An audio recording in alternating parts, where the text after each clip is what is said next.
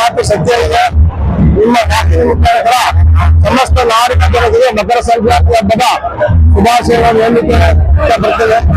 ಈ ಹಿಂದೂ ಸಂಪ್ರದಾಯದಲ್ಲಿ ಈ ಹಬ್ಬ ಅಂದ್ರೆ ಮೊದಲನೇ ಹಬ್ಬ.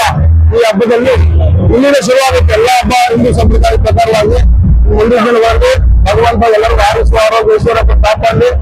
ಹಾಗೆ ಇಲ್ಲಿ ಮಾಡಿರ್ತಕ್ಕಂಥ ನಮ್ಮ ಕ್ಷೇತ್ರಕ್ಕೂ ಕೂಡ ಒಳ್ಳೆಯದಾದ, ಕುಟುಂಬಕ್ಕೆ ಒಳ್ಳೆಯದಾಗಲಿ, ಮುಂದಿನ ರಾಜಕೀಯ ಭವಿಷ್ಯ ಕೂಡ ಅದರ ಒಳ್ಳೆಯದಾಗುವಂತ ಪರಿಸ್ಥಿತಿ ಇಡೀ ನಮ್ಮ ಪಟ್ಟಣ ವಾರ್ಡ್ ಜನಾಂಗ ಹಾಗೂ ಸಮಸ್ತ ನಾಡಿನ ಜನತೆಗೆ ಈ ಮಕರ ಸಂಕ್ರಾಂತಿ ಹಬ್ಬದ ಒಂದೊಂದು ಶುಭಾಶಯಗಳು.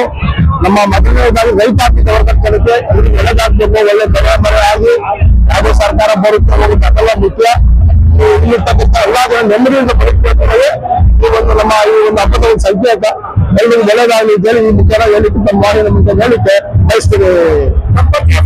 ನನ್ನ ಪಕ್ಷ ಕೆ ಮಂಜುನಾಥ್ ಅಂತ ಹೇಳಿ ನಾನು ಪಟ್ಟಿ ಭಾಗದ ನಿವಾಸಿ, ಶ್ರೀ ಮುತ್ತರಾಯಸ್ವಾಮಿ ದೇವಸ್ಥಾನ ಸಮಿತಿಯ ಅಧ್ಯಕ್ಷ ಕೂಡ ನಾನು ಕೂಡ ಕಾಂಗ್ರೆಸ್ನ ಹಿರಿಯ ಮುಖಂಡ ಅಂತ ಹೇಳಿ ಬಯಸ್ತೀನಿ.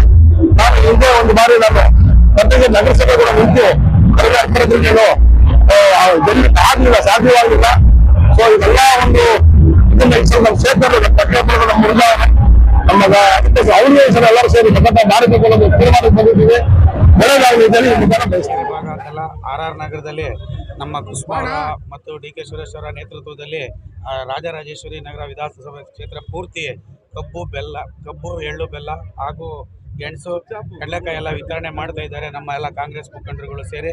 ಆದರೂ ಈ ಭಾಗದಲ್ಲಿ ಶೇಖರಣ್ಣನವರು ಹೆಚ್ಚಿನದಾಗಿ ವರ್ಷ ಪೂರ್ತಿ ಹಬ್ಬನ ಮಾಡ್ತಾ ಇದ್ದಾರೆ. ಒಂದು ಬಡವರಿಗೆ ಅನುಕೂಲ ಆಗಲಿ ಅಂತ ಹೇಳ್ಬಿಟ್ಟು ಎಲ್ಲರಿಗೂ ಒಳ್ಳೆಯದಾಗಲಿ ಈ ಹಬ್ಬದ ಪ್ರಯುಕ್ತ ಅಂತ ನಾನು ಹೊಸ ವರ್ಷದ ಆರ್ಥಿಕ ಶುಭಾಶಯಗಳಂತ ಕನ್ನಡಿಗರಿಗೆ ಮೊದಲನೇ ವರ್ಷದ ಹಬ್ಬವಾಗಿದ್ದು ಇದು ಎಲ್ಲರಿಗೂ ಒಳ್ಳೆಯದಾಗಲಿ ಅಂತ ನಾವು ಈ ಕಾರ್ಯಕ್ರಮ ನಾವು ನಮ್ಮ ಲೋಕಸಭಾ ಸದಸ್ಯರಾದಂಥ ಡಿ ಕೆ ಸುರೇಶ್ ರವರಿಗೆ